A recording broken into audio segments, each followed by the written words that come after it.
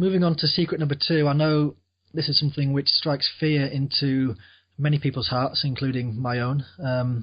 Richard, would you like to enlighten us on number 2? Yeah, I would do. It's very simple. Again, this one begins with an N, and it's networking. So it's enough for networking. And the reason for going for this for number 2 is there's a massive secret job market out there. 95% of jobs are not advertised. They go to people who know people who know people. So if you're looking at a newspaper and there are 100 jobs in there, there'll be another 2,000 or 3,000 that you won't get to hear about. And networking is the skill that enables you to find the opportunity.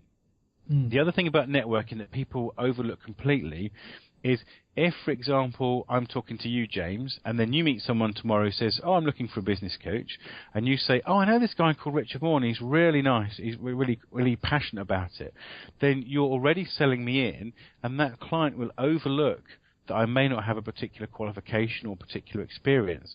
So networking allows you to be sold at a human level, you see. So that's the double hit with it. You find the job and you get sold into it.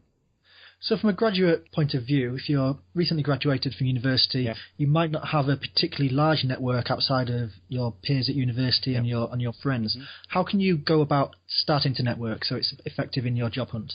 That's a great question there, James. Effective networking starts off by making a list of people you know. So if you know your family, they will know people. It's very tempting to think of mum and dad as being sort of grey-haired old fogies. It could be, though, that your mum knows the chairman of a local organisation. So I always say start with people at home. Then think about your relatives. Who are they? Where do they work? Who do they know? Then think about your immediate peer group. Who are they? Who do they know?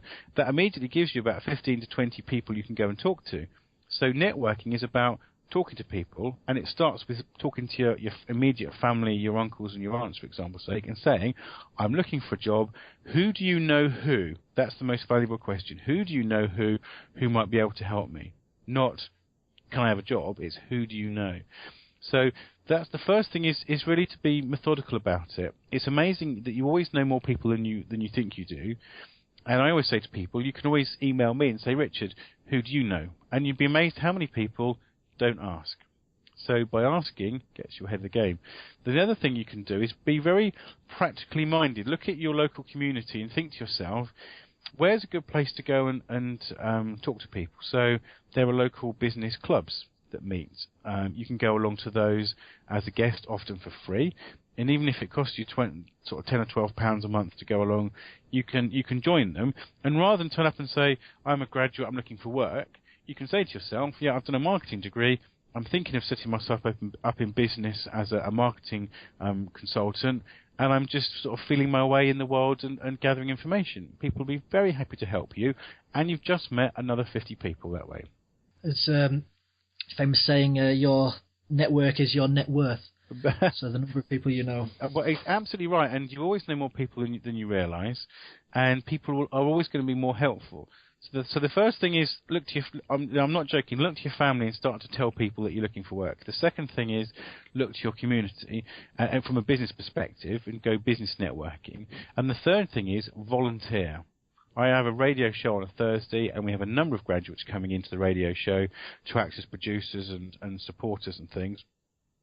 And I always say to them, you now know me, and ask me, what do you want? How can I help you? And in fact, I've just got our producer a job because she had that conversation and said, okay, Rich, put your money where your mouth is then. You're this careers guy.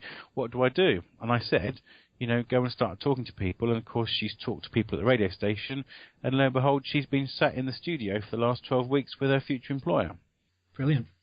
You talk in the book about developing a 7-second sell.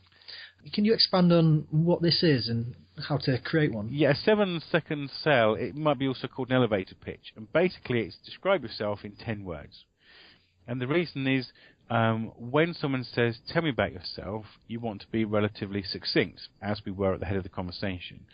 So if someone says to me, tell me about yourself, Richard, and I will say, I'm a business coach, I have a radio show, and I've written 6 books. Now, within that, people want to know more. What's the radio show, Richard? Gosh, what books have you written? And it means that I've differentiated myself from other coaches. I've established a little bit of my personality, and I've given the other person something interesting to chew on. They may not want to talk to me, after that. They might say, "Thanks, Rich, I'm going to go and get a cup of tea now," but they won't meet another me. Very true. And you talk in the book as well about aiming for a network of 2,000 people, which I thought was quite an impressively large number. I think I've got 400 on LinkedIn. That's good. So how can you go about getting up to 2,000? Thinking specifically about online tools. Well, I think the obvious thing is LinkedIn and Twitter.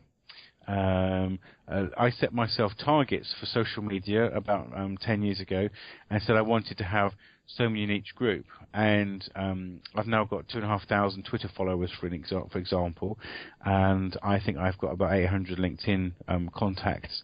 And by setting targets meant that I went and pushed the buttons. And I sat at my desk when times were quiet, and I followed relevant people. So I made sure I followed some local business people and then followed their followers. And I did the same with LinkedIn. And you suddenly find that whilst 2,000 may seem quite a large number, with a bit of diligence and some application, you can get to that number relatively quickly. Twitter will take you a longer time because you can't use automatic robots and things, and it takes people a bit of time to follow you back.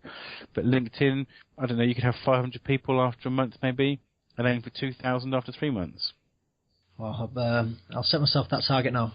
So, and the point of the target, though, James, is to give people a focus on whether they focus on how successful they need to be. Because as soon as you set yourself a target, you can monitor it and you can manage your performance.